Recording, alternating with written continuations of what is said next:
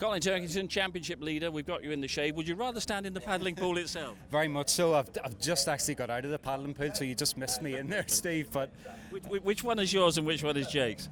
Jake's is the baby one. Mine's the slightly larger one. I'm sharing this one with Stephen. My goodness, I mean, you need it on a weekend like this. Have you ever experienced temperatures like this in touring cars?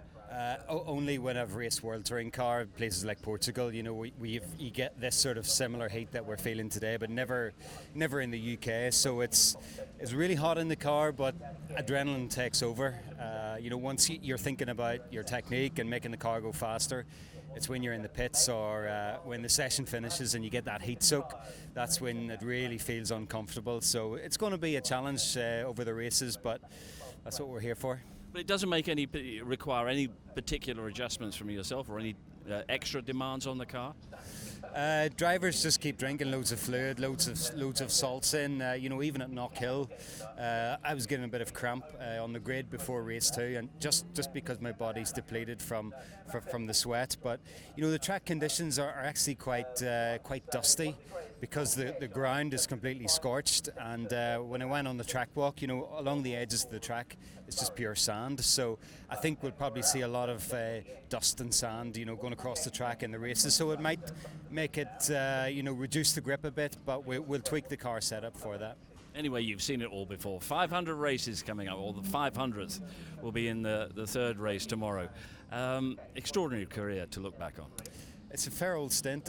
I really don't feel like I've been about that long. You know, it's 20 years basically since my debut in 2002. I missed 3 seasons somewhere along in the middle.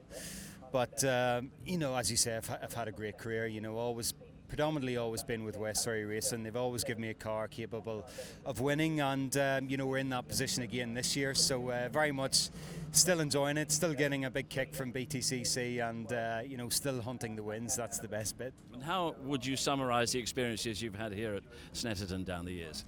It's been a really kind circuit for me, you know, through all the cars I've driven, front-wheel drive and rear-wheel drive. And, you know, funny, I was just looking back at some old videos last night of when I first raced here on the original Snetterton, I think 200 layout they call it now. So, you know, even the track has evolved a lot in those 20 years. But it was a track I enjoy. It's very technical now, but always gives really good racing for the fans. So I'm sure we'll have more of that on Sunday. One thing certainly hasn't changed. You're leading the championship at the important point of the season.